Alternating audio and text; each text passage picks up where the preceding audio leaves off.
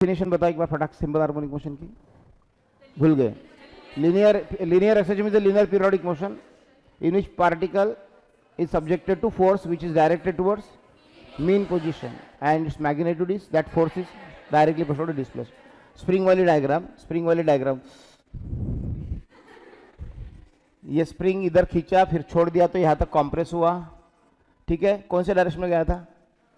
Right. Force किधर आएगा? Left. इधर कौन से में गया? लेफ्ट पे गया तो फोर्स राइट पे आएगा। मतलब हमेशा force is opposite to displacement, that's why F proportional to minus F is equal to M is equal to minus A के जगह dV बाई dt, V के जगह dx बाई dt, फिर ये दोनों मिला के d2x अपॉन dt स्क्वायर। ये m कहाँ पे आएगा? माइनस का क्या हो जाएगा? इक्वल टू क्या हो जाएगा? 0। क्या है ये? Omega square, k by m के जगह ओमेगा स्क्वायर। कौन सा इक्वेशन बन गया? Differential equation of linear SHM। अब इससे स्टार्ट करते हुए डेरिवेशन करना है किसका? Acceleration, velocity, displacement. चलो, तो differential equation of linear SHM d2x upon dt square plus omega square x equal to 0, ठीक है। उसके बाद यहाँ पे देखो, ये इसको अपन ने अभी प्रूव किया। क्या है ये? एक्सेलरेशन है ना, acceleration plus omega square x is equal to 0, मतलब acceleration is equal to minus omega square x. तो ये हो गया तुम्हारा एक्सेलरेशन का फॉर्मूला। इसके ऊपर से फटाफट दो इंपॉर्टेंट डिसीजन ले लेते हैं। एक्सेलरेशन, अगर मैं x की वैल्यू, अगर मीन पोजीशन पे x कितना रहता है? ये मीन पोजीशन पे x कितना रहता है? डिस्प्लेसमेंट 0 रहता है। x की वैल्यू अगर मैं 0 पुट करूँ तो एक्सेलरेशन भी 0 आ जाएगा। मतलब ये हो गया तुम्हारा काय का आंसर? मिनिमम एक्सेलरेशन का। बट अगर मैं एक्सट्रीम पोजीशन की बात करूं तो x की वैल्यू कितनी हो जाएगी? a हो जाएगी, x की वैल्यू a हो जाएगी। तो यहाँ पे एक्सेलरेशन का आंसर तुम्हारा कितना आएगा? एक्सेलरेशन आएगा तुम्हारा माइनस ओमेगा स्क्वायर इंटू, ये क्या हो गया तुम्हारा? Maximum acceleration. ये तुम्हारा क्या हो गया? मैक्सिमम एक्सेलरेशन हो गया। So maximum acceleration minus omega square a हो गया। अच्छा, दूसरा एक रीजन है एक्सेलरेशन मीन पोजीशन पे 0 क्यों रहता? तो फोर्स 0 रहता, क्योंकि पार्टिकल वो आगे भी नहीं जा रहा, पीछे भी नहीं जा रहा, और उसके ऊपर स्प्रिंग के ऊपर कोई फोर्स ही नहीं आ रहा। तो फोर्स 0 तो एक्सेलरेशन 0, और एक्सट्रीम पे जाएगा तो बहुत फोर्स से वापस आएगा तो एक्सेलरेशन भी मैक्सिमम रहेगा। दूसरे इंपॉर्टेंट डेरिवेशन यहां से आगे करते, देखो एक्सेलरेशन से शुरुआत करो, वेलोसिटी मिल जाएगा। बोलो एक्सेलरेशन की जगह क्या लिखते हैं? dv by dt is equal to minus omega square x। इसको चेन रूल लगाते हैं, dv by dx into dx by dt। नहीं तो एक दूसरा सिंपल तरीका है, जिनको चेन रूल नहीं समझता वो क्या करेंगे? dx से मल्टीप्लाई करेंगे, dx से डिवाइड करेंगे, सीधा चुपचाप, और ये अलग निकालेंगे, ये अलग निकालेंगे। बोलो ये क्या है? ये dv बाई dx है और ये dx बाई dt है। dx बाई dt यानी क्या? v। dx बाई dt यानी v is equal to minus omega square. ये क्या है? v dv, और ये dx को इधर भेजो, ये dx को इधर भेजो। ये आपको फटाफट देखो स्टेप्स ध्यान में आनी चाहिए, दोबारा रिवाइज हो रहा है तो। सो इसको dx को इधर भेजा, बाद में इसका क्या किया? इंटीग्रेशन, v dv का इंटीग्रेशन और minus omega square x square का x dx का integration x square by 2 plus constant integration constant find out करने के लिए बाउंड्री कंडीशन का यूज करना पड़ता है। बाउंड्री कंडीशन यानी क्या होती है पता है आपको? जब पार्टिकल यहां पे जाता है ना x इज इक्वल टू, तो वहां पे वेलोसिटी 0। जब भी एसएचएम करने वाला पार्टिकल देखो मीन पोजीशन से एक्सट्रीम पे जाता, थोड़ी देर के लिए रुक जाता होगा, फिर वापस आता होगा, यानी हमेशा आपको पता है कि यहाँ पे वेलोसिटी रुक जाता है, पार्टिकल यहाँ पे रुक जाता है, मतलब यहाँ पे वेलोसिटी क्या हो जाती? 0। मतलब कहाँ पे? x is equal to a पे वेलोसिटी 0 हो जाती। तो डालो फिर x की वैल्यू a डालो, x की वैल्यू a डालेंगे तो ये आ गया तुम्हारा इतना, a डालेंगे और v कितना? v 0 हो जाता, मतलब ये कितना आ गया? मतलब c का आंसर आ गया omega square a square by 2, मतलब c का आंसर आ गया omega square a square by 2। तो डालो c के जगह omega square a square by 2, तो 2 क्या हो गया? कैंसिल हो गया। तो क्या बचा? देखो v square is equal to minus omega square x square plus omega, sorry minus omega square x square omega square a square by 2। So 2 cancel हो गया, सॉरी 2 कैंसिल। सो यहाँ पे देखो v square is equal to minus omega square x square plus omega square a square, ये आ जाएगा तुम्हारा answer. फिर बाद में बताओ, v square is equal to omega square common निकाला तो ब्रैकेट में क्या? a square minus x square आएगा, तो v is equal to plus minus omega under root a square minus omega square का अंडर रूट क्या हो जाएगा? प्लस माइनस ओमेगा हो जाएगा। मैग्नीट्यूड लिखना होगा तो ऐसा भी लिख सकते हैं। सो हो गया तुम्हारा वेलोसिटी का फॉर्मूला, बहुत इंपॉर्टेंट है, बहुत न्यूमेरिकल आते हैं इसके ऊपर के। v दिया रहता है, x निकालने को बोलते हैं, 2 v दिए रहते, 2 x दिए रहते, तो ये बहुत फार्मूले आते हैं, तो इसको ध्यान में रखना अच्छे से। सो क्या फार्मूला है? v equals to omega under root, v is equal to omega under root. Acceleration का फार्मूला याद है? Minus omega square x. Velocity का फॉर्मूला एक बार बोलो, omega under root a square minus है। अच्छा मुझे बताओ, जब पार्टिकल ऐसा ऐसा ऑसिलेट होता है तो यहाँ की वेलोसिटी, यहाँ की वेलोसिटी, और यहाँ पे मैक्सिमम स्पीड से जाता है पार्टिकल, ऐसे फटाक से एकदम मैक्सिमम स्पीड से जाता है। मतलब जब डिस्प्लेसमेंट जीरो हो जाता है तो वेलोसिटी मैक्सिमम हो जाती है। डिस्प्लेसमेंट जीरो हो जाता है, कौन सी पोजीशन की बात कर रहे हैं हम? मीन पोजीशन पे वेलोसिटी मैक्सिमम रहती है। मीन पोजीशन वेलोसिटी मैक्सिमम रहती है, बराबर है, मैक्सिमम रहती है। कहाँ पे? जब एक्स की वैल्यू जीरो रहती है तो वेलोसिटी मैक्सिमम रहती है। तो एक्स की वैल्यू जीरो डाल के देखो, एक्स की वैल्यू जीरो डालेंगे तो वेलोसिटी का मैक्सिमम वाला आंसर क्या आएगा? ए ओमेगा आएगा, ए ओमेगा आएगा।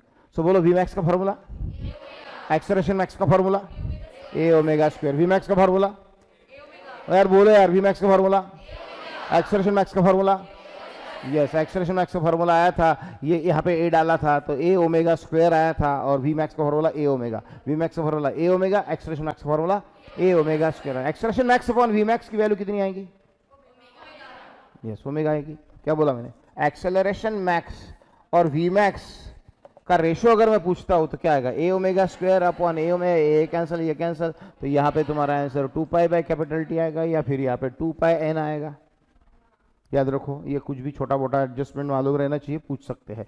चलो वेलोसिटी का डायरेक्शन हो गया, उसके बाद क्या रह गया? डिस्प्लेसमेंट। वेलोसिटी के ऊपर से हम क्या में जा सकते हैं? डिस्प्लेसमेंट में। वेलोसिटी के ऊपर से हम डिस्प्लेसमेंट में जाएंगे। तो वेलोसिटी का फॉर्मूला अभी भी तैयार किया, बोलो क्या था? v is equal to omega under root a square minus x square. v की जगह बोलो dx by d t is equal to omega under root a square minus x square. So dx upon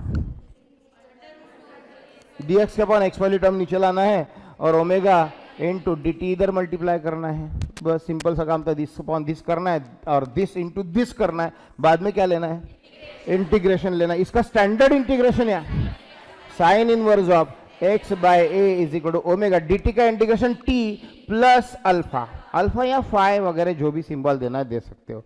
so omega into d integration of d t यानी t, और एक integration constant क्या आता है? Alpha आता है। बाद में साइन को निकाल के उधर भेजो। सो फिर यहाँ पे क्या आएगा? x by a is equal to sine inverse उधर जाएगा तो क्या आएगा? Sine omega t plus alpha, तो x is equal to a sine omega t plus alpha. इस तरीके से general equation of displacement in SHM मिल गया। General equation of displacement in SHM, x equals to a sine omega t plus alpha, x is equal to a sine omega t plus alpha. तो बोलो तीन कौन से? पहला differential equation बोलो, differential equation बोलो, d square x upon d t square plus omega square x is equal to 0। दूसरा बोलो एक्सप्रेशन का formula minus omega square x. Velocity का बोलो v is equal to omega under root a square minus x square, और displacement is equal to x is equal to a sine omega t plus alpha. अगर particle mean position से start हुआ, start from start ही नहीं हुआ time, and mean है start है t is equal to 0, start है t इज इक्वल टू 0, और मीन है x इक्वल टू 0। अगर ये दो चीजें ऊपर के फॉर्मूला में डाले तो x की वैल्यू 0 डाल के देखो, a sine omega t plus alpha मतलब 0 is equal to a sine alpha, ये तो गया। फिर 0 अपॉन a, 0 ही आएगा। बताओ साइन 0 इज इक्वल टू 0 होता है, साइन 0 इज इक्वल टू 0 होता है, साइन 0 इज इक्वल टू 0 होता है, इसलिए अल्फा की वैल्यू 0 है। साइन 0 इज इक्वल टू 0 होता है कि नहीं होता है? हाँ, तो फिर इसका मतलब अल्फा की वैल्यू क्या होंगी? 0 होंगी। अल्फा की वैल्यू 0 हो गई। अल्फा की वैल्यू 0 है तो ऊपर पुट करके देखो, अल्फा की वैल्यू अगर 0 है, x is equal to a sine omega t plus alpha वाला जो फार्मूला था, अल्फा की वैल्यू 0 है तो पुट करो 0। क्या फार्मूला मिला? X is equal to a sine omega t. So when particle starts from mean position, कौन से फार्मूला से क्वेश्चन सॉल्व करोगे? ए साइन ओमेगा। अल्फा लिखने की जरूरत है क्या? बिल्कुल नहीं बोलेंगे सर अल्फा दिया ही नहीं था। जनरल इक्वेशन ऑफ डिस्प्लेसमेंट बोलो क्या है? x is equal to, general equation of displacement बोलो क्या है? x is equal to a sine omega t plus alpha. उसमें जनरल में अल्फा रहेगा, बिकॉज पार्टिकल जरूरी नहीं कि मीन से स्टार्ट होगा, कहीं से भी स्टार्ट हो सकता है, इसलिए अल्फा रहेगा। अल्फा यानी इपोच होता है, याद है? इपोच यानी starting angle, starting phase. But अगर पार्टिकल मीन से ही स्टार्ट हुआ, प्रॉब्लम में दिया है क्लियर कट, तो अल्फा की जरूरत है क्या? नहीं है। So formula x equal to a sine omega है, formula x equal to a sine. अब देखो x is equal to a sine omega t plus alpha, formula जो है, अगर particle starts from extreme position, particle starts from start ने but extreme है ना x is equal to a, क्योंकि particle अब यहां से स्टार्ट हो रहा है, यहां से यहां से छोड़ रहा हूं मैं उसको, मतलब already x is equal to a तैयार हो चुका है। सो बोलो t की वैल्यू 0 डाल के देखो और x की वैल्यू a डाल के देखो, x की वैल्यू a डाल के देखो, a is equal to a sine alpha, क्योंकि ये तो 0 हो जाएगा ना, तो ये a upon a 1 sine alpha is equal to, बराबर है, क्योंकि साइन 90 कितना होता है 1। सो अल्फा की वैल्यू कितनी आई 90, डालो फिर 90, यहाँ पे अगर 90 डालेंगे तो देखो क्या होगा, साइन थीटा प्लस 90 ने कॉस थीटा होता है, साइन थीटा प्लस 90 ने कॉस थीटा होता है, मतलब ये तुम्हारा कॉस ओमेगा टी होगा। So in particle start from extreme position, कौन से फॉर्मूला से प्रॉब्लम सॉल्व करोगे, ए कॉस ओमेगा टी से प्रॉब्लम सॉल्व करोगे, ए कॉस ओमेगा टी से प्रॉब्लम सॉल्व करोगे। And in particle start from mean position कहां से स्टार्ट करोगे, अगर मैं बोलता हूं particle start from extreme position, अगर बोलता particle start from extreme position and perform an SHM of amplitude 8 centimetre, perform an SHM of amplitude 8 centimeter, then find the time to cover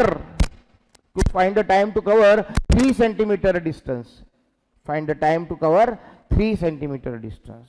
अगर ऐसा क्वेश्चन है आपको, क्या क्या बोला मैंने, एम्पलीट्यूड कितना है 8 सेंटीमीटर पार्टिकल का, और वो पार्टिकल यहां से एक्सट्रीम से स्टार्ट हो रहा है, तो 3 सेंटीमीटर आने के लिए उसको कितना टाइम लगेगा, तो ऊपर के फॉर्मूला में बताओ मुझे क्या क्या वैल्यू पुट करोगे, एक्स की वैल्यू बोलो, एक्स की वैल्यू बोलो 5, यस ये वाली नहीं लेना है, नहीं तो पूरा सत्यानाश हो जाएगा तुम्हारे प्रॉब्लम का। पार्टिकल इधर से निकले चाहे इधर से निकलेगा, इधर से निकलेगा उधर से निकले, वो जहां पर भी है इस सिचुएशन में एट दिस इंस्टेंट, उसको सिर्फ मेजर कहां से करना है, मीन को, इसको ही सिर्फ एक्स बोल सकते हैं आप। तो भले वो यहां से यहां तक 3 सेंटीमीटर आया, लेकिन उसकी डिस्प्लेसमेंट की वैल्यू कितनी लेना है 8 माइनस 3 यानी कितना 5, and that's equal to 8, amplitude कितना 8, और कॉस का इक्वेशन की साइन का, क्योंकि पार्टिकल कहां से स्टार्ट हुआ, एक्सट्रीम से हुआ है, तो कॉस वाला ही लेके ओमेगा की जगह अपन यहाँ पे कुछ 2 पाई बाय कैपिटल टी करेंगे, हो सकता है कैपिटल टी दिया रहेगा 4 सेकंड 5 सेकंड, और ये टाइम निकालना रहेगा आपको। तो ये न्यूमेरिकल्स आएगा ही आपको, पहला ही न्यूमेरिकल है शायद आपका, स्टार्टिंग न्यूमेरिकल इसी से हो रहा है शायद, जहाँ तक मुझे याद है, तो इस टाइप में का पहला ही न्यूमेरिकल है जिसमें एक्सट्रीम से स्टार्ट होता है, वो अच्छे से करना, ठीक है। चलो कंप्लीट हो गया हमारा ये पहला क्वेश्चन, ये वाला। अब पीरियड वाला, पीरियड का फॉर्मूला एक बार देख लेते हैं। ऐसे जगह पीरियड है ना क्या होता है 2 पाई बाय ओमेगा होता है, बट अपने को पता है omega square is equal to, मैंने k बाय m लिखा था, तो omega is equal to under root k by m होगा, तो capital T is equal to 2 pi upon under root k by m लिखेंगे, तो capital T is equal to 2 pi under root m upon k होगा। बहुत simple है, omega की value डाल दी मैंने under root k by m, बस। दूसरा इंपॉर्टेंट क्वेश्चन देखो, एक्सेलरेशन इज इक्वल टू होता है minus omega square x, acceleration is equal क्या होता है माइनस ओमेगा स्क्वायर, एक्सेलरेशन का formula acceleration is equal minus omega square x हम लिख सकते हैं, और यहाँ पे देखो क्या लिख सकते हैं अपन, यहाँ पे omega square is equal to मैं लिख सकता हूँ acceleration upon x, omega square is equal to acceleration upon x भी लिख सकते हैं। ओमेगा के ओमेगा लिखूंगा तो यहाँ पे अंडर रूट में आ गई, और ओमेगा की जगह मैं 2 पाई बाय कैपिटल डी लिख सकता हूँ, फिर कैपिटल टी अपॉन 2 पाई कर दूं तो ये भी उल्टा हो जाएगा, कैपिटल टी अपॉन 2 पाई करूंगा तो क्या मैं कुछ गलत लिखा था क्या, एक मिनट के लिए, एक्सेलरेशन को minus omega square x, omega square is equal to क्या है एक्सेलरेशन अपॉन एक्स, बराबर है। कैपिटल टी का फॉर्मूला तुम्हारा क्या था 2 पाई बाई ओमेगा रहता, तो omega is equal to 2 pi by capital t, omega का स्क्वायर करेंगे तो यहाँ पे क्या आएगा अंडर रूट में आएगा, और ओमेगा की जगह 2 pi by capital t is equal to capital t upon 2 pi करूंगा तो उल्टा उल्टा, तो ये क्या आएगा, इसको नीचे ले चलो, चलेगा, इसको नीचे ले लिया और ये 2 पाई ऊपर ले लो, ठीक है। सो 2 पाई अपॉन अंडर रूट ए बाय एक्स, इसको कैसा पढ़ना याद रखो, ये लैंग्वेज है एक न्यूमेरिकल की, जिसमें आपको दिया रहता है एक्सेलरेशन पर यूनिट डिस्प्लेसमेंट, ये ए बाय एक्स ने आपको दिया रहता है acceleration per unit displacement will be given to you, acceleration per unit displacement दिया रहा, समझ लेना 2 पाई अपॉन वो अंडर रूट वाला पार्ट दिया है करके, और इससे आपका पीरियड कैलकुलेशन भी हो सकता है, ठीक है। चलो नेक्स्ट क्वेश्चन देखो, पीरियड के बाद वहां पे हमने और एक क्वेश्चन बोला था कि जिसमें डिस्प्लेसमेंट से शुरुआत करके वेलोसिटी और एक्सेलरेशन बाद में निकालना है। अभी तो मैंने एक्सेलरेशन वेलोसिटी डिस्प्लेसमेंट ऐसा फॉलो किया, बट अब आपको डिस्प्लेसमेंट के इक्वेशन से स्टार्ट करना है और वेलोसिटी एक्सेलरेशन तक पहुंचना है। सो डिस्प्लेसमेंट का इक्वेशन है a sine omega t plus phi, लिखता हूं फाई से ही लिखा हुआ है, बुक वालों ने फाई यूज किया, अपन भी फाई लिखेंगे।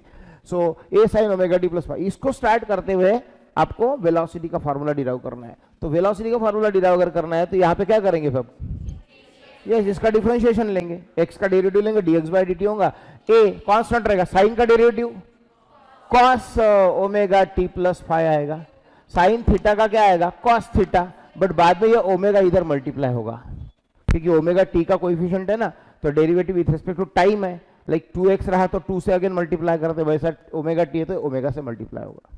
तो ये काय का आंसर हो गया, dx बाई dt यानी क्या हो गया, ये हो गया तुम्हारा v का आंसर। अब ध्यान देना इसमें क्या लिखना है, v is equal to a omega, v is equal to क्या है ए ओमेगा, और इसको देखो मैं ऐसा लिखूं तो कोई प्रॉब्लम है क्या,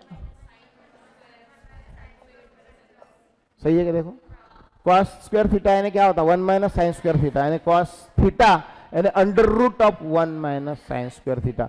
बट यहाँ पे देखो साइन स्क्वायर, साइन देखो इसका स्क्वायर स्क्वायर स्क्वायर करो, और sine square omega t plus five के बदले में x square by a square लिख सकता हूँ।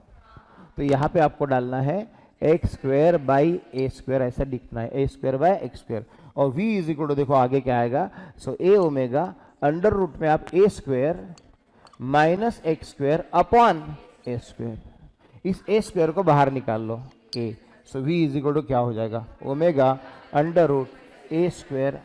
तो इस तरीके से रिवर्स में आया, अभी अपन डिस्प्लेसमेंट से शुरू किया, वेलोसिटी तैयार किया। एक बार और बताऊंगा, इसको बोलो फटाफट बोलो, डिस्प्लेसमेंट का formula a sine omega t plus five अगर है, इसका डेरिवेटिव करेंगे तो क्या हो जाएगा dx बाई dt यानी v हो जाएगा, ए कांस्टेंट रहेगा, साइन का derivative cos omega t plus five into omega, बाद में ए ओमेगा, cos थीटा को क्या लिखा जाता है under root 1 minus sine square omega t plus five लिखा जाता है। बट ये देखो sine omega t plus five यानी क्या होता है, ये स्क्वायर स्क्वायर स्क्वायर करो तो x square by a square, इसके जगह क्या आएगा x square by a square आएगा। नेक्स्ट स्टेप में ए ओमेगा और under a square minus x square, A square minus x square upon a square बाहर निकाल दिया, ये तो ये फार्मूला आ गया आपका, okay omega under root a square minus x.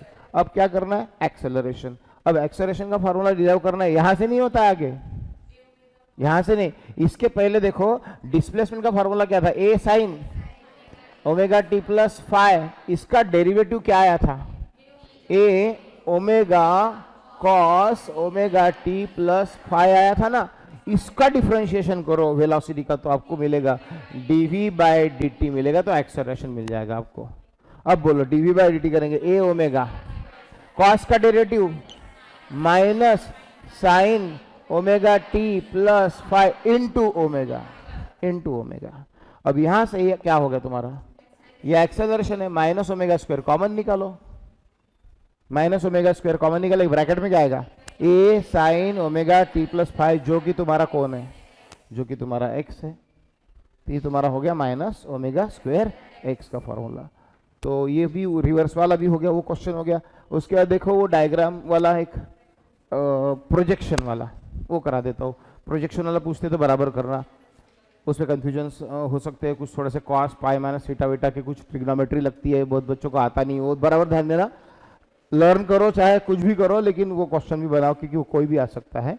तो वो क्या बोलते हैं उस क्वेश्चन में, prove that motion of a particle performing UCM, ये यूनिफॉर्म सर्कुलर मोशन परफॉर्म करने वाला पार्टिकल जो है उसका अगर अपन ने उसी के डायमीटर पे अगर प्रोजेक्शन डाला, उसी के डायमीटर पे, तो वो प्रोजेक्शन पॉइंट जो आते हैं वो एसएचएम करते हुए दिखाई देने चाहिए, बोलते हैं। Prove that projection of a particle performing UCM on its diameter is SHM, फिर से बोल रहा हूं, prove that projection of a particle performing uniform circular motion on its diameter is SHM. तो ये एसएचएम करता है करके प्रूव करना है।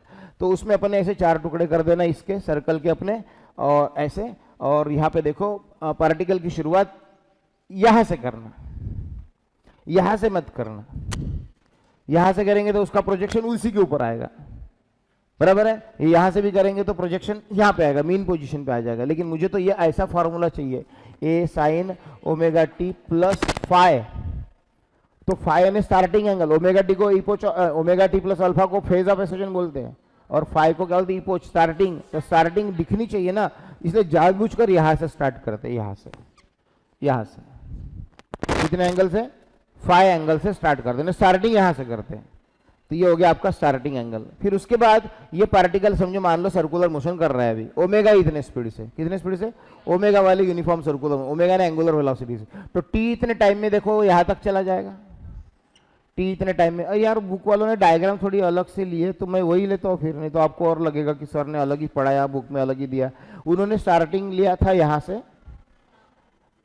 देखो उन्होंने स्टार्टिंग यहाँ से लिया होगा ऐसा कुछ है ना, और बाद में ओमेगा इतने स्पीड से टी इतने टाइम में वो ऐसे इधर कुछ चले गए होंगे, तो अपन भी जाते हैं, कोई प्रॉब्लम नहीं। तो पहले स्टार्ट यहां से हुआ, पार्टिकल यहां से स्टार्ट हुआ, तो देखो पार्टिकल यहां से स्टार्ट हुआ, लेकिन बाद में ओमेगा इतने स्पीड से टी इतने टाइम में वो इतना ओमेगा टी चले गए, ओमेगा टी, बिकॉज थीटा यानी क्या होता है, हाँ, तो इतना चले गए, तो यहां तक कुछ आए होंगे, देखो इधर वगैरह ऐसा कुछ आएगा, तो इतना, ये क्या है फिर ओमेगा टी, यहां से आया था कितना है ओमेगा, ये फाई, और ये यहां से तो स्टार्ट हुआ, फिर यहां से ओमेगा टी एंगल कवर हुआ, तो ये एंगल ओमेगा टी अगर कवर हुआ मतलब टोटल कितना हुआ, हाँ, तो टोटल तो इतना हुआ ना, टोटल तो इतना हुआ, इतना मतलब कितना, ओमेगा टी प्लस फाई, इतना हुआ टोटल, टोटल हुआ ओमेगा टी प्लस फाई हुआ, मतलब ये कितना है, यस, ये अगर ओमेगा टी प्लस फाई है तो ये बचा हुआ 180 है ना पूरा, ये 180 में से ये इतना माइनस करेंगे तो इतना बचेगा, तो इसको बोलेंगे pi minus omega t plus phi बोलेंगे। ओके, अब पार्टिकल यहाँ पे यहाँ पे यहाँ पे यहाँ पे आ गया, तो जब यहाँ पे आता है तो उसका प्रोजेक्शन डालो, अब नीचे ये डाल दिया प्रोजेक्शन। सर्कल की जो रेडियस है वो कितनी लेना है, ए, जानबूझकर ए लेना है, क्योंकि वही रेडियस हमारा एक्सट्रीम पोजीशन वाली एम्पलीट्यूड बन जाएगी बाद में, सो दैट हमें ए लेने को मिलेगा प्रॉब्लम में। तो सर्कल की रेडियस जानबूझकर कितनी लेना है, ए लेना है, सो दैट वो हमारी बाद में चल के कौन बने, एम्पलीट्यूड बने। और ये आपका एंगल मिल गया, अभी ये वाला पता है तो ये वाला आपने लिख लिया पाई माइनस, और ये पार्टिकल का प्रोजेक्शन भी डाला, और ये पार्टिकल जो इधर गया तो इधर इतना दूर गया, यहां से इतना, माइनस एक्स, इधर कौन सा एक्स रहता है प्लस एक्स, इधर कौन सा एक्स। तो अब यहां पर मैं ये जो ट्रायंगल दिख रहा है आपको, राइट एंगल ट्रायंगल, उसमें लगाता हूं साइन, नहीं कॉस, कॉस ऑफ दिस, बोलो cos pi minus omega t plus phi is equal to क्या, adjacent upon hypotenuse, cos theta यानी क्या होता है, एडजेसेंट अपॉन यानी x upon a minus x upon a, actually minus x upon a capital ले लेता हूं, चलो हो गया। कॉस पाई माइनस थीटा है ये, यानी माइनस कॉस थीटा होता है, कॉस पाई माइनस थीटा यानी माइनस कॉस थीटा होता है, एंड दैट्स इक्वल टू, और फिर क्या होगा, थीटा मतलब ओके, बट उन्होंने डायरेक्ट ये स्टेप लिखी है, ये कुछ लिखा ही नहीं है, इसलिए बहुत बच्चों को समझता ही नहीं कि ये डायरेक्ट कैसा आया, कहाँ से आया। तो एक्चुअल ये स्टेप्स होनी चाहिए, लेकिन उन्होंने ऐसे लिखा है, टेक्स्ट बुक में भी वैसे ही होगा, अपन ने भी एग्जाम में ऐसा लिखा तो चलेगा। From the diagram we can write cos omega t plus phi is equal to x by a. Actually अपन इधर चले गए ना तो माइनस आएगा ना एक्स, और माइनस आएगा तो माइनस तो नहीं दिख रहा है, क्योंकि ये cos omega t plus phi ये है, और ये pi minus omega t plus phi, इसलिए cos pi minus omega t plus phi का आंसर आएगा माइनस कॉस में आएगा, और ये माइनस एक्स माइनस कॉस वो कट के बराबर प्लस में आएगा। तो तुम्हारा ये आंसर आ गया था। एक्स का फॉर्मूला बोलो क्या बना, a cos omega t plus phi. चलो भैया वेलोसिटी बताओ, फिर डिफरेंशिएट करो, वेलोसिटी बताओ, डी एक्स को differentiate, d x by d t बोलो, a omega sine omega t plus phi, काय में, क्योंकि कॉस का डेरिवेटिव माइनस, फिर एक्सेलरेशन बोलो माइनस ए ओमेगा साइन का derivative cos omega t plus phi, लेकिन ये ओमेगा, फिर acceleration is equal minus omega square, common निकालो, ब्रैकेट में बचेगा a cos omega t plus phi, देख लो बराबर, माइनस ओमेगा स्क्वायर कॉमन निकाला, ब्रैकेट में ये बचा, और ये कौन है, ये तुम्हारा एक्स है, देख लो।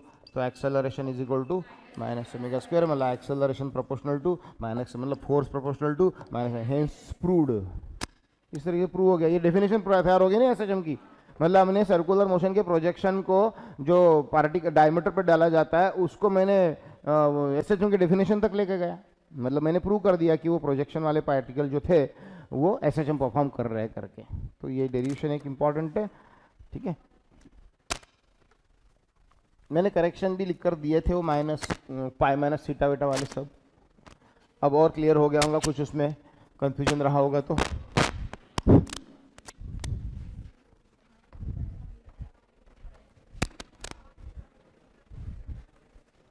चलो आगे चलते,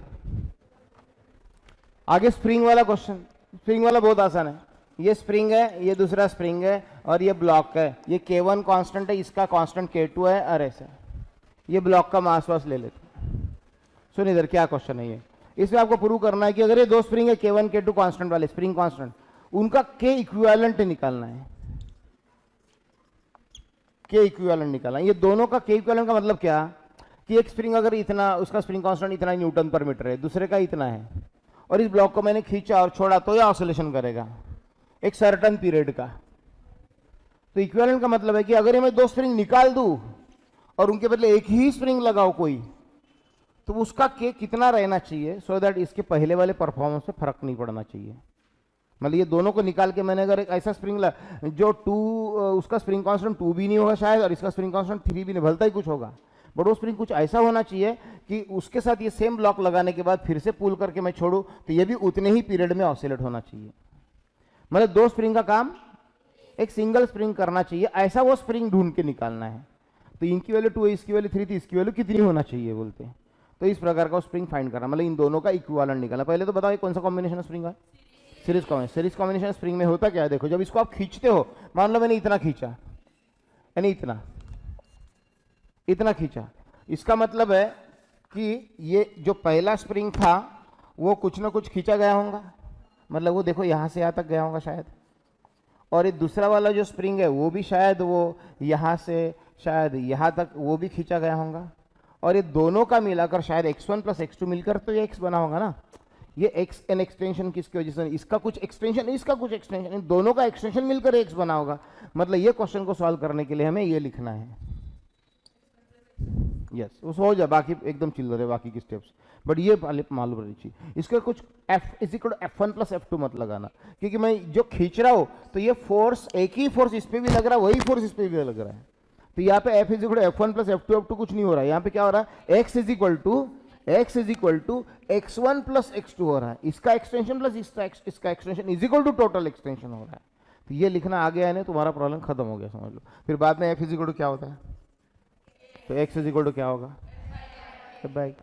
तो यहाँ पे भी मैं f बाई के डालूंगा, यहाँ पे भी मैं f बाई के डालूंगा, यहाँ पे भी मैं f बाई के डालूंगा। ये प्लस है, ये इक्वल टू है, ये टोटल वाला है, मतलब ये k और ये 1 है, f कैंसिल हो गया।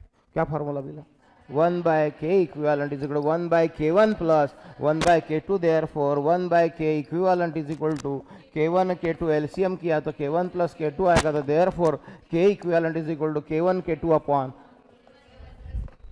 k1 plus k2।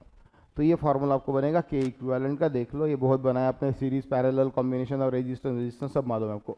दूसरा वाला पैरेलल का रहता है कि अगर एक स्प्रिंग ऐसा है, दूसरा स्प्रिंग ऐसा, मतलब ये कौन सा कॉम्बिनेशन है, पैरेलल कॉम्बिनेशन है। तो इसको, इसका ये k1 है और इसका ये k2, तभी इन दोनों का आपने को k इक्विवेलेंट निकालना है। दोनों का क्या निकालना है, k इक्विवेलेंट। इसमें क्या हो रहा है ना, देखो अगर मैं इसको, इस ब्लॉक को अगर मान लो यहाँ तक खींचता हूँ, यहाँ तक यानी x डिस्प्लेसमेंट से खींचता हूँ, तो इसका कितना होगा x1 और इसका कितना होगा x2, ऐसा होगा क्या, नहीं। अरे ये दोनों देखो ना कैसा कनेक्टेड है, इसको मैंने x से खींचा तो ये दोनों भी तो वहां तक आगे होंगे, मतलब इसका भी एक्सटेंशन x हुआ होगा और इसका भी एक्सटेंशन x हुआ होगा। मतलब इस बार आप x is equal to x1 plus x2 नहीं लिख सकते, इस बार क्या लिख सकते हैं, अगर मान लो एक स्प्रिंग रहता था, उसको खींचने में अगर मुझे कुछ ताकत लगती है, बट अगर यहाँ पे दो स्प्रिंग है तो मुझे खींचने में ज्यादा ताकत लगेगी, ये दो स्प्रिंग को खींचना पड़ेगा। तो यहाँ पे आप क्या लिखेंगे, F is equal to F1 plus F2, क्या लिखेंगे, फोर्स का यहाँ पे क्या कॉम्बिनेशन बनता है, F is equal to F1 plus F2 और ये KX और ये KX। F का आंसर क्या होता है, KX। सो KX ये क्या, कौन सा K इक्वल, ये 1 और ये 2, X क्या बन गया आंसर।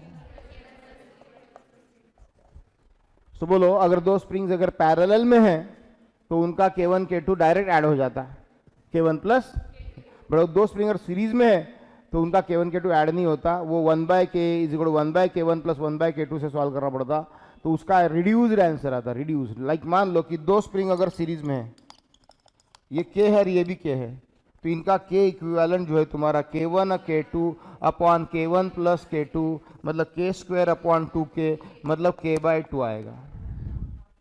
मतलब दो स्प्रिंग अगर सीरीज में है तो उनका स्प्रिंग कांस्टेंट आएगा k/2। तीन स्प्रिंग्स अगर के वाले सीरीज में है तो k/3 आएगा, और अगर n सीरीज में है तो n k/n है। लेकिन n स्प्रिंग्स पैरेलल में है तो n टाइम्स के आएगा, पैरेलल में है तो n टाइम्स के आएगा, लेकिन सीरीज में है तो पैरेलल में बढ़ता है, पैरेलल में प्लस होता है, पैरेलल में प्लस होता है, पैरेलल में प्लस होता है, और सीरीज में उसको डिवाइड हो जाता है। ठीक है, तो ये छोटा सा ही क्वेश्चन है, 2 मार्क के लिए हो सकता है, इस पर कुछ वेटेज तो देख लेना। आगे बताओ,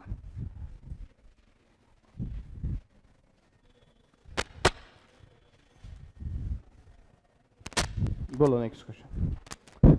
नेक्स्ट क्वेश्चन कौन सा है? एनर्जी का है ना, ग्राफ वाला पहले ले लूं क्या? ऐसे एकदम इजी।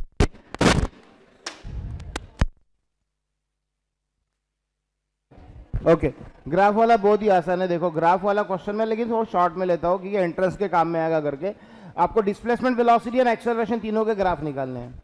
डिस्प्लेसमेंट, वेलोसिटी और एक्सेलरेशन तीनों के ग्राफ निकालने हैं, और विथ रेस्पेक्ट टू टाइम। तो इसके लिए 3 इक्वेशन की जरूरत है। एक है x = a sin omega t, दूसरा है v = a। डायरेक्ट देखो, अभी सुनो, इसे 2 क्वेश्चन आते हैं, when particle start from mean position and when particle start from extreme position.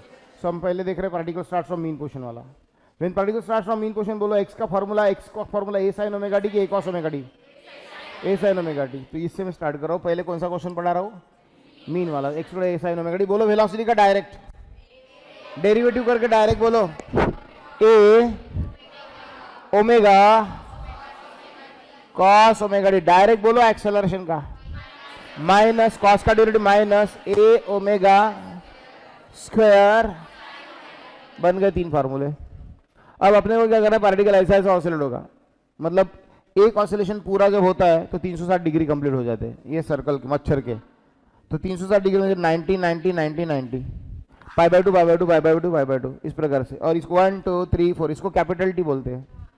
But एक पोर्शन है ना t/4 t/4 t/4 t/4, इसलिए अपन क्या करेंगे? टाइम और ओमेगा टी के इंटरवल बनाएंगे। टाइम और ओमेगा टी के इंटरवल बनाएंगे। टाइम इन्हें 0, 1 t/4, देखो 1 t/4, 2 times t/4, 3 times t/4, 4 times t/4, 5 6 ऐसे। सो 0 के बाद 1 t/4, 2 t/4,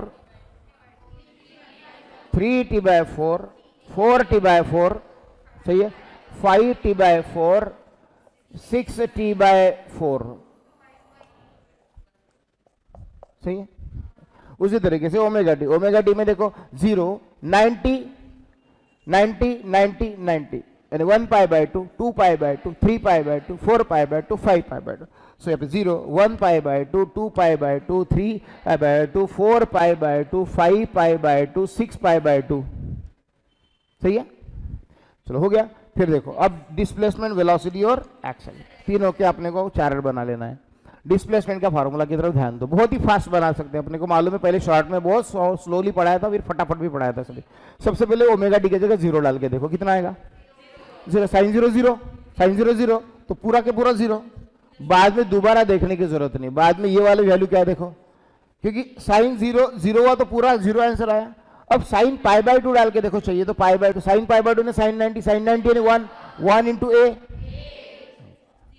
तो 0 प्लस है, 0 माइनस है, 0 प्लस है, ऐसा आता है। एक बार 0 प्लस है, 0 माइनस है, ऐसा आता है। उसके बाद यहाँ पे देखो ओमेगा टी में 0 डाल के देखो, cos 0 1 इंटू ए ओमेगा, बस दोबारा देखने की जरूरत। ए ओमेगा प्लस ए ओमेगा 0 माइनस ओमेगा 0 प्लस ए ओमेगा 0 माइनस, खत्म बिल्कुल फटाफट। उसके बाद यहाँ पे 0 डाल के देखो, साइन 0, ये भी 0 आ जाएगा। और बाद में ये वाली वैल्यू नेक्स्ट, 0 के बाद माइनस ए ओमेगा स्क्वायर, 0 के बाद प्लस ए ओमेगा स्क्वायर, 0 के बाद माइनस ओमेगा, हो गया। और उसके बाद अपन इसका ये ना ग्राफ निकाल डालते हैं। ये ओमेगा टी या टी लिखा तो भी चलेगा, कैपिटल टी के फॉर्म में भी लिख सकते हैं। ये डिस्प्लेसमेंट, ये वेलोसिटी, एक्सेलरेशन। पहला वाला देखो, 0 प्लस है, 0 माइनस है, 0 प्लस है, देखो यहाँ पे 0 0 0, ये 1 pi by 2 pi by 2 pi by 2 2 pi by 2 2 pi by 2 2 pi by, यही लिखना है पूरा, 3 पाई बाई 2 4 पाई बाई 2 ऐसा लिखना, बट 0 प्लस है 0 माइनस है 0 प्लस है 0, तो ये स्मूथ ऐसा कॉर्ड निकालना, हो गया ग्राफ खत्म। दूसरा प्लस से ओमेगा 0 माइनस से ओमेगा 0 प्लस से ओमेगा 0 प्लस से ओमेगा से स्टार्ट करना है, प्लस 0 से नहीं, अब 0 से नहीं, plus plus omega 0 minus omega 0 plus omega 0 minus omega, तो यह ऐसा ग्राफ है। तीसरा कहां से स्टार्ट, 0 के बाद माइनस में जाना है, 0 के बाद माइनस में जाना है, 0 माइनस 0 प्लस 0 माइनस 0, लड़कियों के लिए थेंबा थेंबा चिरांगो अजून आहे का, ठीक है, ऐसा हो गया ग्राफ। एक्सट्रीम पोजीशन वाला क्वेश्चन करना है तो शुरुआत आपकी होगी a cos ओमेगा t, फिर ये कॉस आया तो ये माइनस में साइन है, और ये माइनस में साइन का फिर से क्या हो जाएगा कॉस, ये माइनस का माइनस ही रहेगा, है ना, माइनस साइन ओमेगा टी का, बाद में कॉस का माइनस आया, अरे माइनस वही रहा, साइन का तो कॉस ही आता है, तो इस तरीके से बनेंगे, ये वाला सब चेंज हो जाएगा, ये वाला सब चेंज हो जाएगा, ये वाला सब चेंज। बोलो सबसे पहले कॉस 0, तो पहले क्या आएगा, ए आएगा, ए 0 माइनस ए 0 प्लस ए 0 माइनस, साइन 0, 0 के बाद minus 0 minus omega 0 plus omega 0 minus, like this, cos 0 1 आया तो ये बचेगा, minus omega square 0 plus omega square 0 minus, graph निकालने तो ये आ जाएंगे,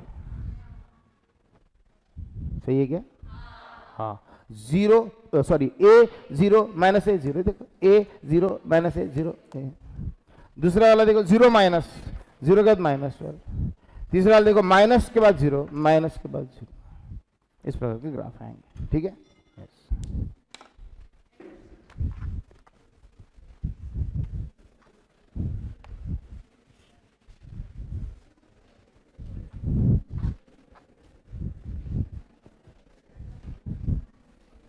और क्या बचा है, एनर्जी, एनर्जी तो बहुत ही चिल्लर है, एनर्जी में पोटेंशियल एनर्जी और बस इतना ही है, potential energy, kinetic energy, total energy, हो गया।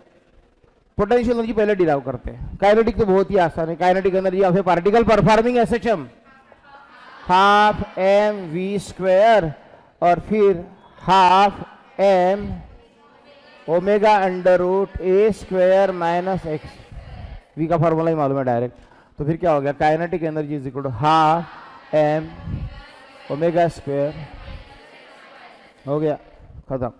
हाँ, पोटेंशियल एनर्जी का थोड़ा सा ठीक से करना पड़ेगा। Consider a particle is performing linear SHM along the path A B about mean position O, consider a particle is performing linear SHM along the path A B about mean position, because potential energy derive करना है, work done derive करना पड़ेगा। Now let us consider particle is at position p at distance x from the mean position. Let's consider particle is at position p at certain instant of time while its oscillation, it is at position p at a distance x from the mean position, and we know that when particle is at this position force will be acting opposite to it, force उसके ऊपर कैसा act होता है, force उसके ऊपर opposite direction में act होता है, फोर्स उसके ऊपर अपोजिट डायरेक्शन में एक्ट होता है, ये डिस्प्लेसमेंट पार्टिकल का राइट में है तो फोर्स लेफ्ट में एक्ट होता है, बराबर है। तो फिर यहां पर आपका फॉर्मूला सबसे पहले बनेगा, यहां पे जो फॉर्मूला बनेगा F is equal to minus k x, F is equal to minus k x, but आपको वर्क डन फाइंड आउट करना है, तो यहां से यहां तक डिस्प्लेस करने में जो वर्क डन लगा, वर्क डन का फॉर्मूला क्या होता है, फोर्स इंटू डिस्प्लेसमेंट, ये हम नहीं लिख सकते हैं क्योंकि जैसे जैसे आगे आगे आगे आगे जाते वैसे ऐसा फोर्स बढ़ते जाता है, मैग्नीट्यूड बढ़ते जाता है, वेरिंग फोर्स में वर्क डन डायरेक्ट नहीं निकाल सकते, ऐसा निकालना पड़ता है। तो यहां से छोटा सा डिस्प्लेसमेंट कर लो, छोटा सा डिस्प्लेसमेंट dx, और उस dx छोटे से डिस्प्लेसमेंट के लिए छोटे सा वर्क डन निकालो। सो लिखेंगे dw is equal to f into dx, लेकिन इंपॉर्टेंट है माइनस है क्योंकि आप डिस्प्लेसमेंट इधर कर रहे हैं, स्प्रिंग आपको इधर खींच रहा है, यानी एफ एस कॉस 180 वाला formula, F S cos 180, F dot S याद होगा एंट्रेंस का, तो एफ एस कॉस 180 की डिस्प्लेसमेंट और फोर्स अपोजिट है कॉस 180, तो ठीक है वो छोड़ो कॉस 180, माइनस साइन लिखना है और बाद में यहाँ पे work done is equal minus और एफ के जगह भी माइनस के एक्स लिखना है। यहाँ पे गड़बड़ होती है, बस एक गड़बड़ होने लायक जगह होती है एग्जामिनेशन में आपकी तरफ से, कोई बच्चे ये वाला माइनस साइन लिखना भूल जाते हैं, तो कोई इसको याद से लिखते तो फिर बाद में एफ के जगह के एक्स लिखते समय ये माइनस साइन लिखना भूल जाते हैं। यहाँ पे भी माइनस है, यहाँ पे भी माइनस है, so that minus of minus plus के एक्स डी एक्स हो जाएगा. So let us consider particle is performing SHM. It's at position P at distance x. Force acts on its opposite to x, opposite to that. F is equal to. Now work done is given by a small displacement. For work done for very small displacement, further displacement dx के लिए work done क्या रहेगा? dw is equal to minus f into dx. F क्या जगह? Minus minus. ये हो गया work done, छोटा सा वर्क डन. इसका क्या करेंगे? इंटीग्रेशन. कहाँ से कहाँ तक? 0 to x. So बोलो ये हो गया w और एक k, ये x square by two x D x का इंटीग्रेशन, एक्स डी एक्स का integration, x square by two 0 to x minus 0, यानी x ही आएगा. तो फाइनल आंसर आ गया तुम्हारा वर्क डन का, हाफ के एक्स स्क्वायर. देख लो, हाफ के एक्स स्क्वायर, और k के जगह आपको पता है m ओमेगा स्क्वायर.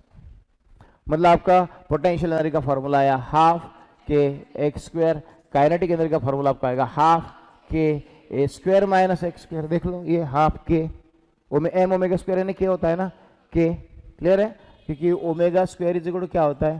के बाय एम. तो के इज इक्वल टू क्या होता है? M omega square. M omega square की जगह क्या आया? के आया. ये और इन दोनों की अगर एडिशन मारोगे तो टोटल एनर्जी आ जाएगी. हाफ के कॉमन आएगा ब्रैकेट में, दिस और दिस कैंसिल हो जाएगा. तीनों फॉर्मूले मिल गए. बोलो अभी पीई केई टीई.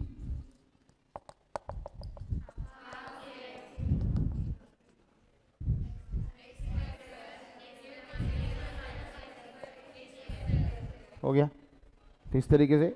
और के के जगह एम ओमेगा स्क्वायर तो आप डाल ही सकते हो. तो ये kinetic energy, total energy, potential energy, तीनों के फॉर्मूले हो गए. अब इस फार्मूला के ऊपर से एक छोटा सा ग्राफ रहता है, वो ग्राफ देख लो. ये एनर्जी डिस्प्लेसमेंट ग्राफ बोलते हैं इसको, एनर्जी डिस्प्लेसमेंट ग्राफ. ये माइनस एक्स, ये प्लस एक्स, ये एनर्जी डिस्प्लेसमेंट ग्राफ होता है. ये एनर्जी डिस्प्लेसमेंट ग्राफ. तो एनर्जी डिस्प्लेसमेंट ग्राफ में पोटेंशियल एनर्जी का ग्राफ देखो कैसे निकलेगा. Direct proportion, parabolic. स्क्वायर है ना, स्क्वायर है, एक्स का स्क्वायर है तो एक्स की तरफ से टर्न मारेंगे तो ये ऐसा निकलेगा. और इधर भी ऐसा ही निकलेगा, क्योंकि दोनों साइड जाता है ना पार्टिकल एसएचएम करते समय. इधर निकलेगा तो नीचे निकलना चाहिए था क्या? माइनस में, क्योंकि इधर माइनस एक्स रहता है ना, इधर माइनस एक्स रहता है, तो नीचे निकलना चाहिए क्या? आंसर नहीं, क्योंकि माइनस एक्स रो कुछ रो क्या है? स्क्वायर ही है, प्लस होने वाला है. ठीक है, तो ऐसा ग्राफ निकलता है पोटेंशियल एनर्जी का. काइनेटिक एनर्जी का ग्राफ कैसा होता है? एक्स की वैल्यू जैसे जैसे बढ़ेगी ब्रैकेट का आंसर छोटा छोटा होगा, यानी काइनेटिक एनर्जी का आंसर छोटा छोटा. वैसे भी मुझे बताओ, पार्टिकल मीन पोजीशन पे रहेगा तो पोटेंशियल एनर्जी कितनी रहेंगी? क्यों रहेंगी? क्योंकि पार्टिकल मीन पे है, मतलब डिस्प्लेसमेंट ही नहीं है. No displacement, no work done. No work done, no potential energy. समझ रहे? बट जब पार्टिकल एक्सट्रीम पे जाएगा तो वर्क डन सबसे ज्यादा होगा, पोटेंशियल एनर्जी हाईएस्ट हो जाएगी. बट पार्टिकल एक्सट्रीम पे जाएगा तो रुक जाएगा, थोड़ी देर के रुक जाएगा, मतलब उसकी काइनेटिक एनर्जी, वेलोसिटी 0 तो half m square, kinetic energy 0 हो जाएंगे. बट पार्टिकल वापस आएगा सबसे ज्यादा स्पीड से, कहां से जाएगा? तो वहां पे काइनेटिक एनर्जी सबसे. तो बोलो के मैक्स कहां पे रहता है, और पी मैक्स कहां पे रहता है, और पी 0 कहां पे रहता है, और के 0 कहां पे रहता है? सब बराबर बताया आप लोगों ने.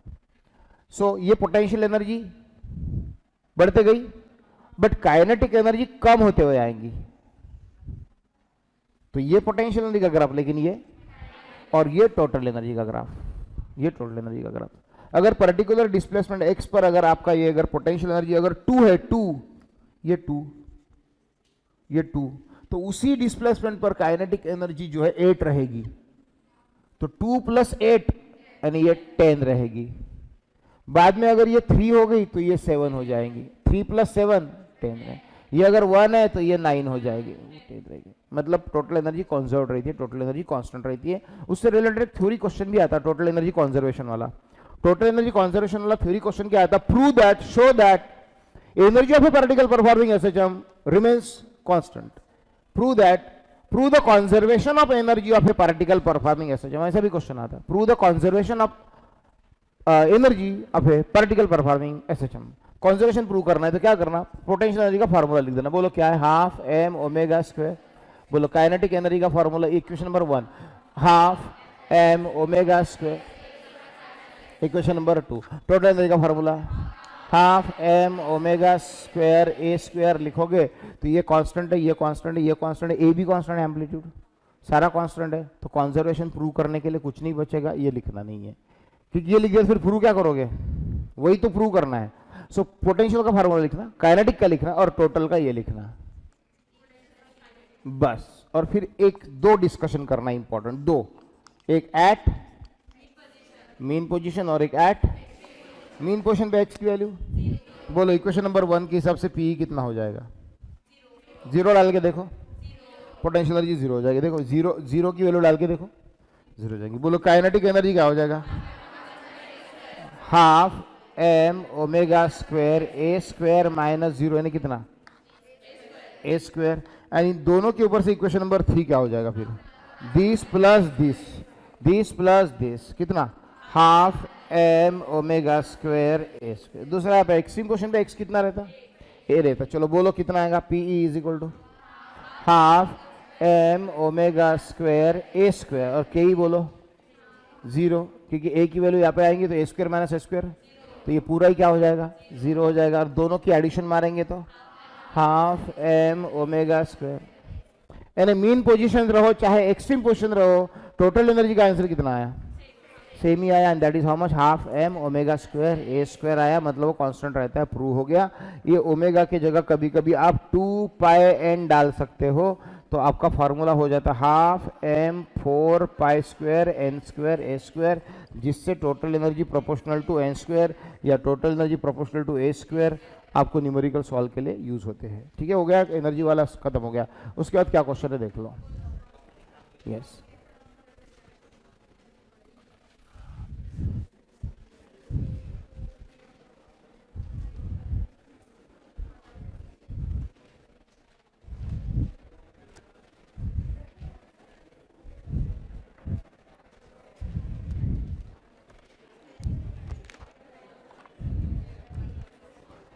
कॉम्पोजिशन ऑफ 2 एसएचएम में 2 एसएचएम का एडिशन करना है, तो x1 और x2 दो इक्वेशन पहले लिखना है। x1 यानी a1 sine omega t plus phi one, और ये a2 sine omega t plus phi two. So x is equal to x1 plus x2, तो x is equal to a1 sine omega t plus phi one का evolution करो, इसको evaluate करो। Sine omega t cos phi one plus cos omega t sine phi one, क्योंकि sine a plus b का formula याद रहना चाहिए। Sine a cos b plus cos a sign a cos b plus cos a sine b, तो sine a cos b plus cos a sine plus a2 into sine a cos b plus cos a sine b, ऐसा। फिर यहाँ पे a1 bracket के अंदर multiply करो, यहाँ पे भी मल्टीप्लाई हो गया और यहाँ पे भी हो गया, और a2 यहाँ पे भी हो गया और यहाँ पे भी हो गया। उसके बाद साइन ओमेगा डी कॉमन निकालो, बस इतना याद रहना चाहिए, हो गया काम। बोलो साइन ओमेगा डी कॉमन निकालेंगे, साइन ओमेगा डी कॉमन निकालेंगे तो बताओ a1 cos phi one plus a2 cos phi two bracket में कॉमन में आएगा, मतलब a1 cos phi one plus a2 cos phi two आएगा, plus cos omega t common निकालो। यस, cos ओमेगा टी अगर कॉमन निकालोगे तो ये तुम्हारा गया cos ओमेगा टी और ये हो गया तुम्हारा cos ओमेगा टी। तो बोलो क्या आएगा ब्रैकेट में? a1 sin phi one plus a2 sin phi two आएगा, a1 sin phi one plus a2 sin phi two आएगा।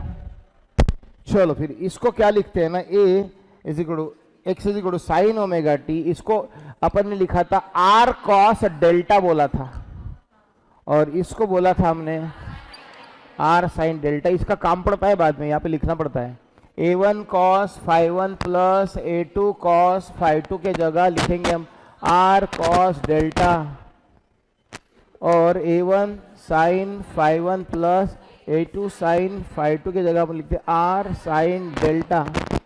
Equation number 4। चलो डालो आप अपने जगह वैल्यूज, इसके जगह डालो r cos delta plus cos omega t into r sin delta. तो x is equal to r common निकाला तो ब्रैकेट में क्या आएगा? Sine omega d cos delta plus cos omega d sin delta आएगा ब्रैकेट में, अगर r कॉमन निकाला तो। और sine omega d cos delta plus cos omega d sin delta कौन है? sin omega d plus delta है। So this is your equation number 5.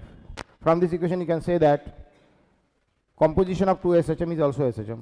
देखो ये तीनों बहन भाई है, A1 A1 A, amplitude amplitude amplitude, sine sine sine, omega d omega d omega d, phi 1 phi 2 delta, मतलब इसी का ये रिजल्टेंट वाला फॉर्म है, having somewhat different amplitude and having somewhat different epoch.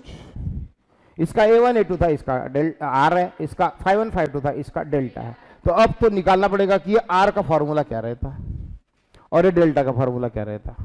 तो R का फॉर्मूला तैयार करना अगर है, ये रिजल्टेंट एम्पलीट्यूड का फॉर्मूला तैयार कर रहा है, तो इक्वेशन नंबर 3 एंड 4 का स्क्वायरिंग एंड एडिंग करना है।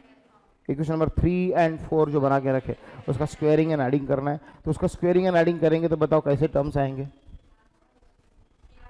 लंबा क्वेश्चन है बट डिफिकल्ट नहीं है, अगर एक बार लिख के देख लिया आपने तो डिफिकल्ट नहीं है।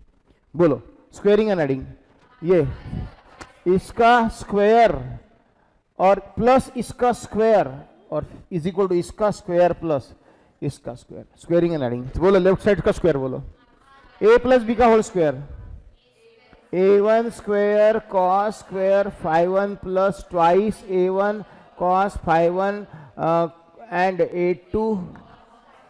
a2 कॉस फाई 2, ये समझा क्या, ट्वाइस a1 a2, मतलब a square plus twice ab plus b square plus नीचे वाले टर्म का स्क्वायर। इधर तो देख देख के लिखना है।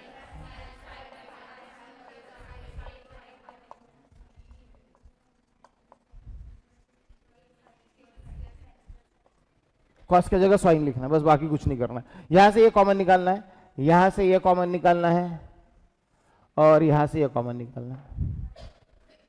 बोलो a1 स्क्वायर कॉमन निकालूंगा तो ब्रैकेट में क्या बचेगा, a1 स्क्वायर कॉमन निकालूंगा sine square alpha plus cos square, twice a1 a2 common निकालूंगा, ट्वाइस a1 a2 निकालूंगा, cos phi 1 cos phi 2 plus sine phi 1 sine phi 2 बचेगा, cos phi 1 minus phi 2, cos a minus b, cos a cos b plus sine a sine b, cos a minus b क्या होता है, cos a cos b plus, तो cos phi 1 cos phi 2 plus sine phi 1 sine phi 2 बचेगा, मतलब क्या बचेगा, cos phi 1 minus phi 2, और a2 square common निकालूंगा तो sine square plus cos square वो आ जाएगा। ये काय का आंसर है, आर का नहीं, ये है तुम्हारा राइट साइड का squaring, r square cos square delta plus r square sine square delta हो जाएगा उधर राइट साइड में, देखो ऊपर r square cos square delta plus r square sine square delta, मतलब आर स्क्वायर कॉमन निकाला तो ब्रैकेट में 1 आएगा, मतलब आर का फॉर्मूला आ गया, a1 square plus a2 square plus twice a1 a2 cos phi 1 minus phi 2। ये पैरेललोग्राम वाला तुम्हारा p square plus q square plus twice p q cos theta वाला जो पढ़ा था 11th में, भाई a1 square plus a2 square plus twice a1 a2 cos, a1 square plus a2 square plus twice a1 a2 cos. अब इसे phase difference phi, ये phase difference है, ये फेज डिफरेंस है दोनों का, इसका और इसका डिफरेंस लेके देखो ओमेगा टी कट जाएगा, फाई 1 माइनस फाई 2 आएगा, तो ये phi 1 minus phi 2 phase difference है। इसकी वैल्यू अगर 0 डिग्री, इसकी वैल्यू अगर 90 डिग्री, इसकी वैल्यू अगर 180 डिग्री अगर रखी, यानी 0 पाई बाय 2 पाए, तो आंसर्स क्या क्या आएंगे, तो बोलो पहला, अगर कॉस 0 डाला तो 1 आएगा, तो 1 आया तो इतना 1 हो जाएगा। ये क्या है बताओ, ये a1 प्लस a2 का होल स्क्वायर है, अंडर रूट के बाहर निकल के a1 प्लस a2 आएगा। दूसरा बोलो, अगर 90 डिग्री डाला यहाँ पे, कॉस 90 पूरा खत्म हो जाएगा, ये पूरा 0 हो जाएगा, तो क्या बचेगा, under root of a1 square plus a2 square बचेगा, और यहाँ पे 180 डाला तो माइनस, यहाँ पे माइनस आएगा, और फिर वो r इज इक्वल टू, मतलब यहाँ पे आ जाएगा a1 माइनस a2, मॉड में लिखते हैं क्योंकि माइनस साइन रहे कुछ भी रहे, बस डिफरेंस लिखना पड़ता है। ये हो गए तुम्हारे r के सारे डेरिवेशन। फिर उसके बाद डेल्टा रह गया, इक्वेशन नंबर 3, डेल्टा का फार्मूला निकालना, इक्वेशन नंबर 4/3 करना पड़ेगा। देखो दिस अपॉन दिस करेंगे तो r sine delta upon r कॉस delta, r cancel tan delta आएगा, आर कैंसिल tan डेल्टा आएगा, और दिस अपॉन दिस हो जाएगा, मतलब यहाँ पे क्या आएगा, a1 साइन अल्फा नहीं, a1 sine phi 1 plus a2 sine phi 2 upon a1 cos phi 1 plus a2 cos phi 2। So cut जाएगा, साइन अपॉन कॉस टैन आ गया, और दिस अपॉन दिस आ गया, delta is equal to tan inverse चाहिए तो लिख सकते हैं आप लोग, ठीक है। इस पे भी और कुछ वेरिएशंस है, लेकिन वो बुक में आपके दिए कि नहीं पता नहीं, अगर a सेम हो गया a तो a कट जाता है, दोनों का एम्पलीट्यूड अगर सेम हो गया तो a कट जाता है, ये a कट जाता है। फिर sine phi 1 plus sine phi 2 रहता है न्यूमरेटर में, sine phi 1 plus sine phi 2 will be like sine c plus sine d, sine c plus sine d यानी 2 sine c plus d by two cos c minus d by two होता है, और cos c plus cos d भी हो 2 sine c plus d by two 2 cos c plus d by two cos c minus d by two होता है। सब cut पिट के आपका डेल्टा का आंसर इतना आता है, याद रखना। ये आता है, ये फाइनल कंक्लूजन याद रखना। ये कब आता है लेकिन? जब दोनों के एम्पलीट्यूड अगर कैसे हो, सेम हो, तो आपका फाइनल डेल्टा एकदम शॉर्ट में 5(1 + 5(2)/2 से आप सॉल्व कर सकते हो। इतना बड़ा फार्मूला यूज करने की जरूरत नहीं पड़ेगी एग्जामिनेशन में। अगर A1 और A2 सेम होगा तो डायरेक्ट इससे भी काम चल जाएगा। ठीक है, तो ये हो गया तुम्हारा कंपोजिशन ऑफ एसएचएम। अब आगे बताओ, ये सिंपल पेंडुलम।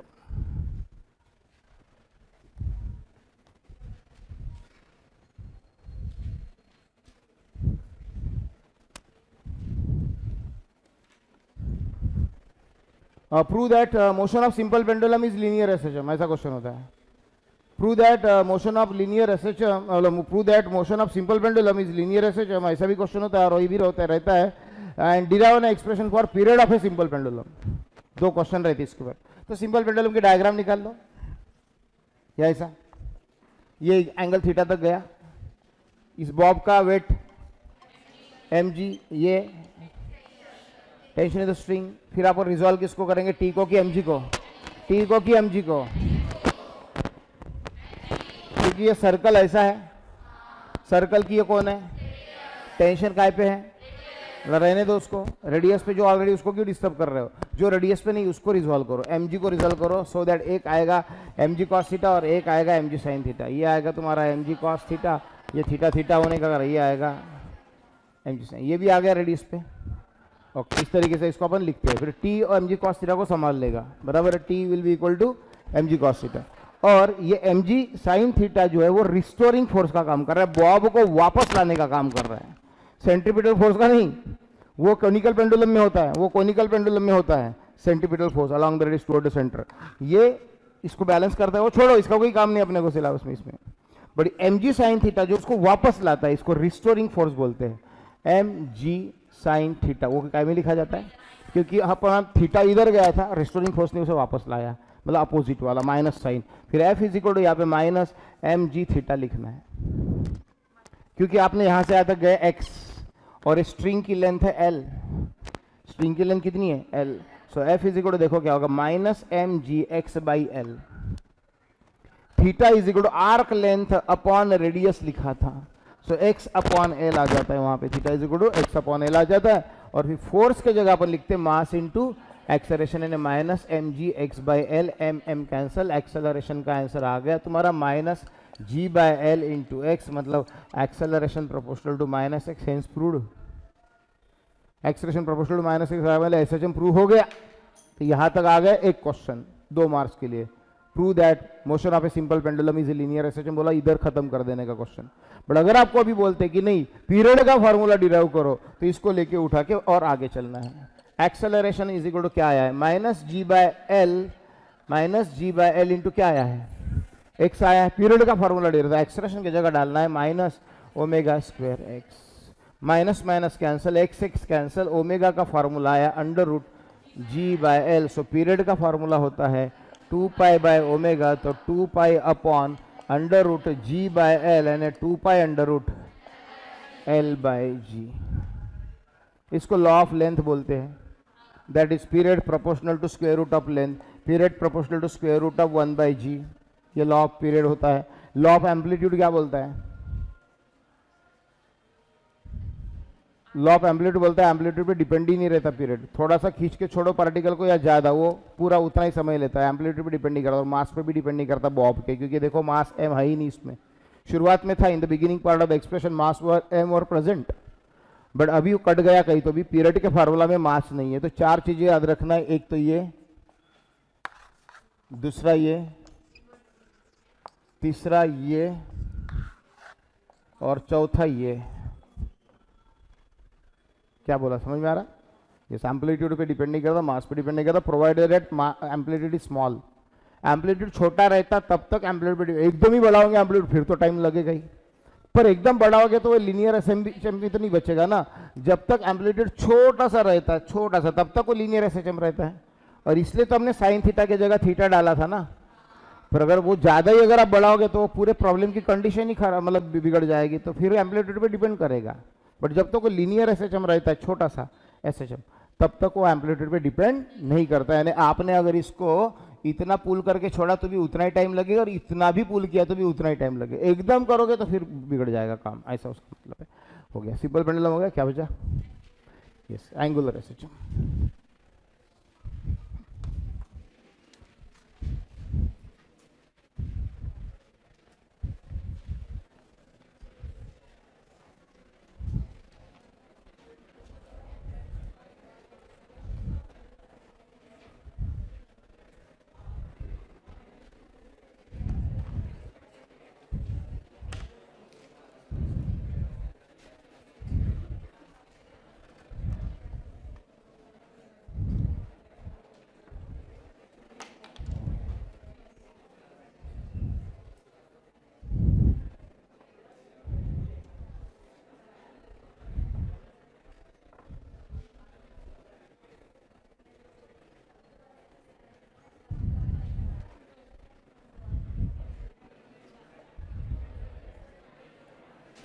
इस एंगुलर एसएचएम में आपको बोलेंगे setup the differential equation of angular SHM. ऐसा 2 मार्क्स का क्वेश्चन आ सकता है सिर्फ, setup the differential equation of angular SHM. तो उसमें जैसा कि आपको पता है प्रोपोर्शनल टू -x रहता था, वैसा पहले एसएचएम की डेफिनेशन लिख देना, torque proportional to -θ।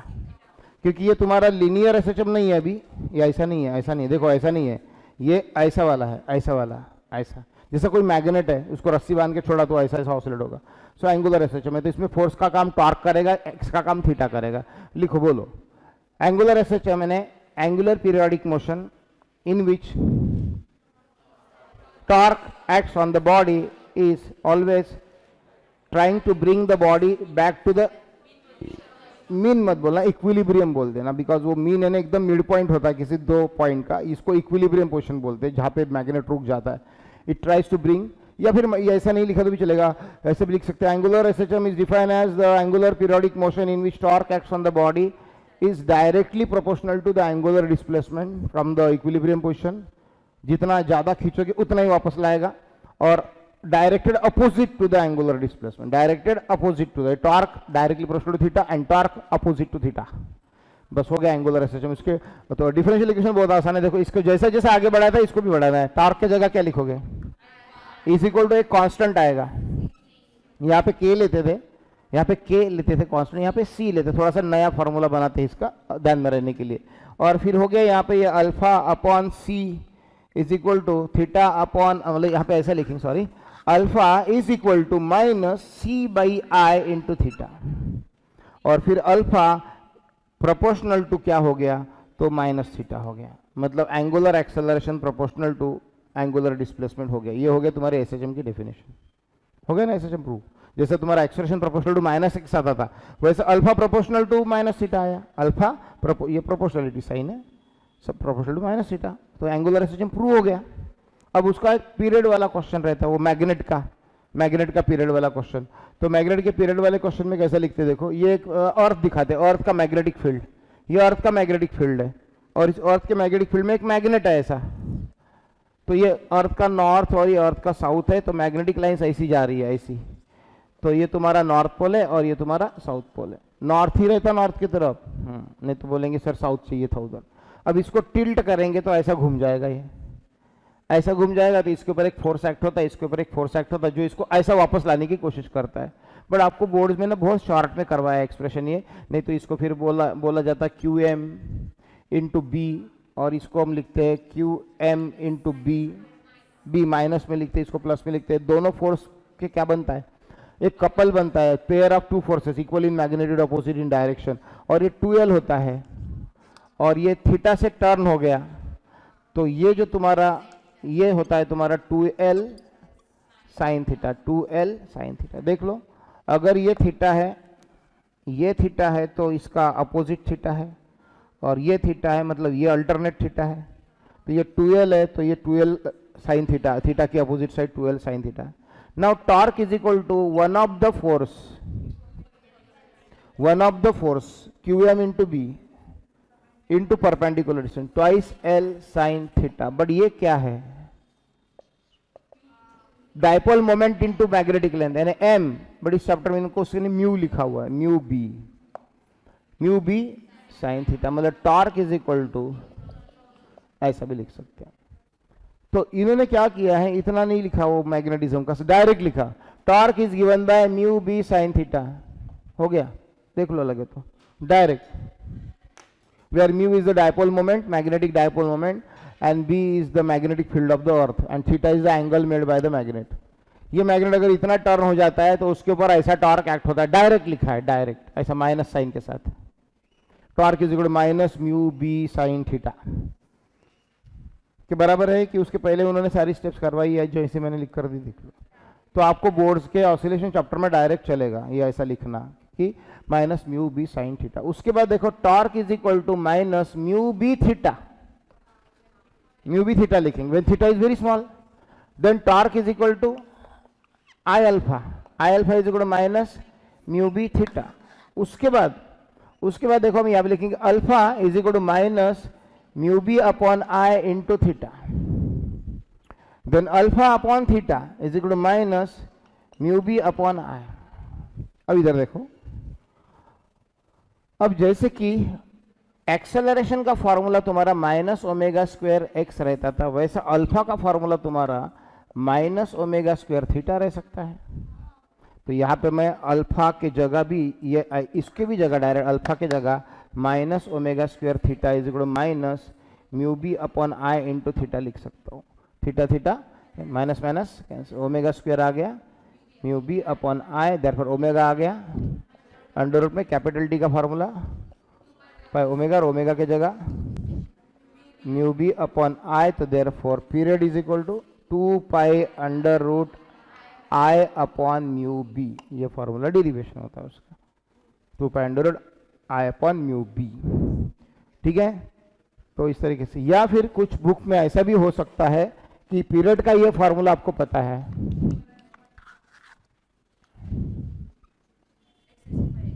To pi upon acceleration per unit displacement बोला था मैंने, तो इसके जगह अब आएगा अल्फा और इसके जगह आएगा थीटा।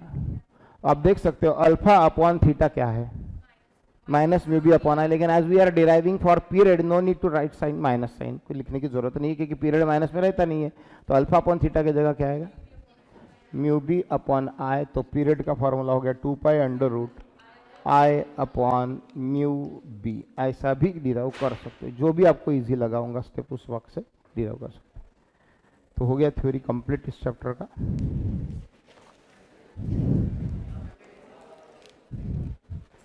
मंडे को रख लेते ना test, oscillation and rotational dynamics Monday को।